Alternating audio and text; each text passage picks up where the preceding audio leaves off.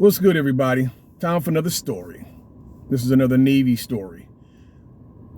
When I first joined the Navy, when I first signed up, I signed up under the apprenticeship training program. It was a active reserve type of program, meaning that I did some time active and then I would do some time reserve.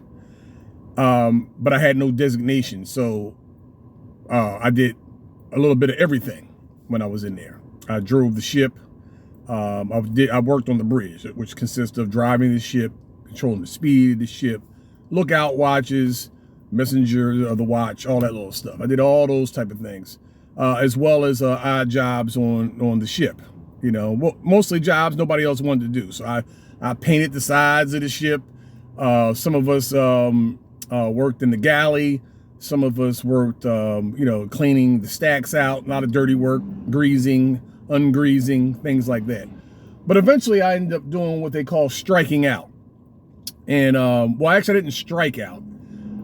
What I did was, I got with a guy, Petty Officer Walker. He was a third class I met in Philadelphia while I was doing my reserve duty.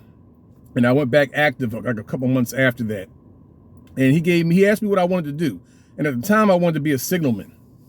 So, he said, well, wouldn't you want to do something that you had control of the situation?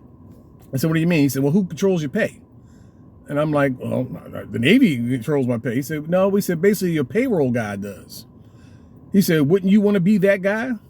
I'm like, sure, I would love to be the guy that hands out the checks, that, types up everything, that runs the payroll department. So he gave me a booklet with all the qualifications in it. He signed me off on it, and I took the test. I didn't know anything really about being a payroll guy. I just knew where to go get my money. That's about it, how much money I should get and that type of thing. But after taking the test, what I found out was that advancing in the Navy was all about the needs of the Navy. So they needed 1,000 people at the E4 level or at the E3 level, mainly at E4, but 500 people took the test. All 500, no matter what they did on the test, would get moved up in that rank. And I was one of those guys. I got the designation, and then I made E4. So that was great. I'm getting more money, but I don't know how to do the job. So, of course, I go right to the department where I'm at, on the ship that I'm at, and there's two guys there that will be able to train me. One was the E6 and one was the E4.